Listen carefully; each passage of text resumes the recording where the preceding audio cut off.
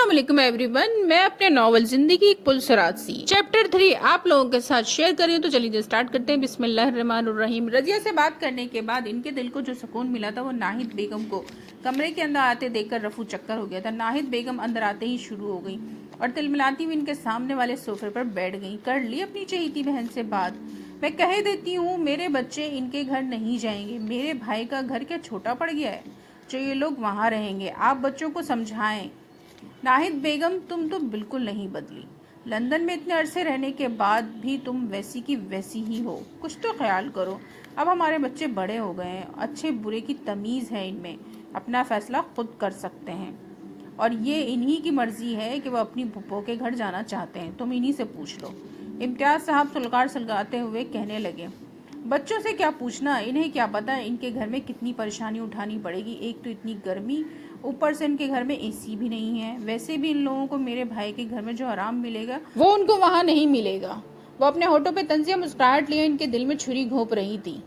बस बहुत हो गया नाहिद बेगम, कुछ अपनी माजी को भी याद कर लो तो अच्छा होगा। और हाँ, जहाँ बच्चे जाना चाहेंगे वहीं जाएंगे। बच्चों के साथ कोई ज़बरदस्ती नहीं होगी, समझी तुम? इन्होंने हुक्म देने वाले अंदाज में कहा।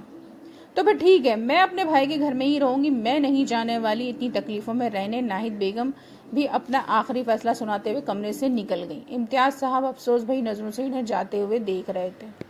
हानिया अपने केबिन में पहुंचकर सुकून का सांस भी नहीं ले पाई थी कि यामिन सर का बुलावा आ गया। हानिया डरते डरते यामिन सर के केबिन में पहुंची।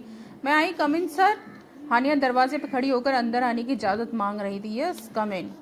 यामिन सर फाइलों में सर घुसाए बैठे थे। वैसे ही अजलत में इसे अंदर आने की इजाज़त देकर फिर मसरूफ़ हो गए। वो अंदर आकर इनके टेबल के आगे खड़ी हो गई इस इंतज़ार में कि वो बैठने की इजाज़त देंगे, मगर वो तो फाइल में कुछ ज़्यादा ही मसरूफ़ थे। थोड़ी देर तक यूं ही फाइल में मसरूफ़ रहने के बाद इन्होंने सर फाइल से बाहर निकाला और हानिया को खड़े देखकर आंखों से इशारा किया कि वो बैठ जाए। वो इशारा मिलते ही बैठ गई। फाइलों से फारिग हो गई। उन्होंने प्यून को बेल दी। प्यून को बुलाकर फाइल देकर वो हानिया की तरफ मुतवज्जो है। हाँ तो मिस हानिया, आपका क्या इरादा है? क्या आप जॉब करना चाहती हैं या नहीं? जी सर, मैं कुछ समझी नहीं। वो हैरत से यामिन सर की शक्ल को देख रही थी क्योंकि आज वो खिलाफ मामूल कुछ नरम लहजे में बात कर रहे थे। आप क्यों समझेंगी? समझना तो मुझे चाहिए। मुझसे बहुत बड़ी गलती होगी जो मैंने मसरूर साहब के कहने पर आपको जॉब दे दी। आज भी आप पूरे 1 घंटे लेट हैं और आपका सारा काम मुझे करना पड़ा है। आखिर आपके साथ मसला क्या है? अगर आप जॉब नहीं कर सकती तो घर पर बैठे हैं। वो समझा तो रहे थे बड़े ठंडे लहजे में, लेकिन इनकी आंखें बता रही थी कि वो बहुत गुस्से में। सर ये आखिरी बार है, आइंदा मैं ना छुट्टी करूँगी और ना ही लेट होंगी, प्लीज़ सर। इस बार हानिया बहुत शर्मिंदा थी और यामिन सर से रिक्वेस्ट कर रही थी। वो भी क्या करे, पहले मम्मा की तबीयत की ख़राबी की वजह से इतनी छुट्टियाँ हो गई और अब जब वो आतिफा के साथ आने जाने लगी थी, लेट होना इसका मामूल बन गया था। आपको आखिरी वार्निंग दी जाती है मिस हानिया, आइंदा आप एहतियात करें तो ज़्यादा बेहतर होगा आपके लिए। वो अपनी कुर्सी का रुख दूसरी तरफ करते हुए कहने लगे, अब आप जा सकती हैं। और हाँ, ये फाइल मिक्स रक्षंदा को देती जाए। वो चेयर से उठ के मुड़ने लगी तो यामिन सर ने इसे फाइल पकड़ा दी। हानिया फाइल लेकर केबिन से बाहर चली आई।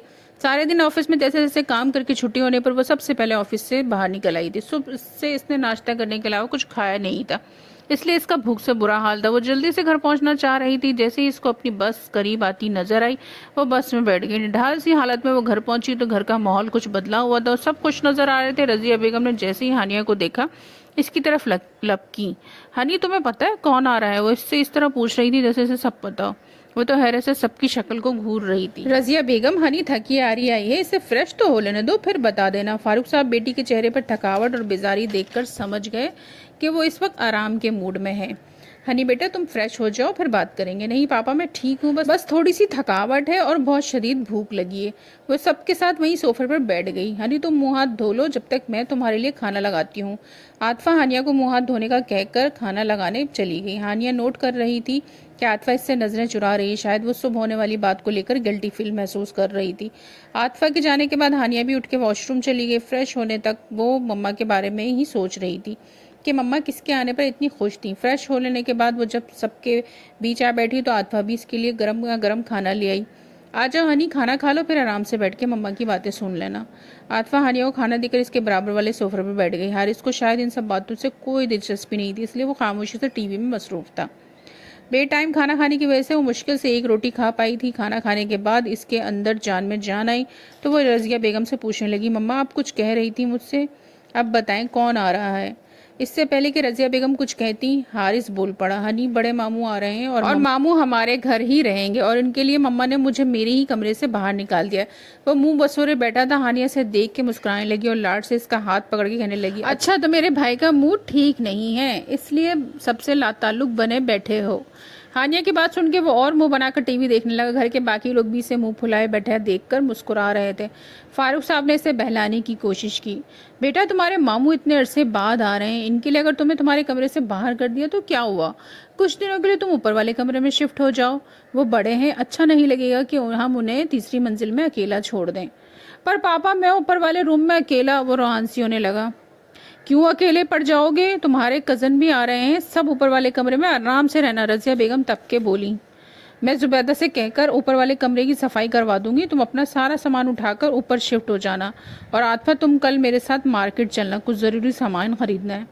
जी मम्मा। इससे आगे बोलने की आतफा के अंदर हिम्मत नहीं थी क्योंकि हारिस की बात सुन के वो पहले ही गुस्से में आ गई थी। रजिया बेगम पेन और पेपर लाकर आतफा को देकर मार्केट से लाने वाली चीज़ों की लिस्ट बना रही थी और खुशी इनके चेहरे से आया थी। अपनी खुशी में वो ये भी भूल गई कि नाहिद बेगम इनसे नफरत करती हैं और बच्चों से मिले हुए तो इन्हें कई अरसा हो गया था।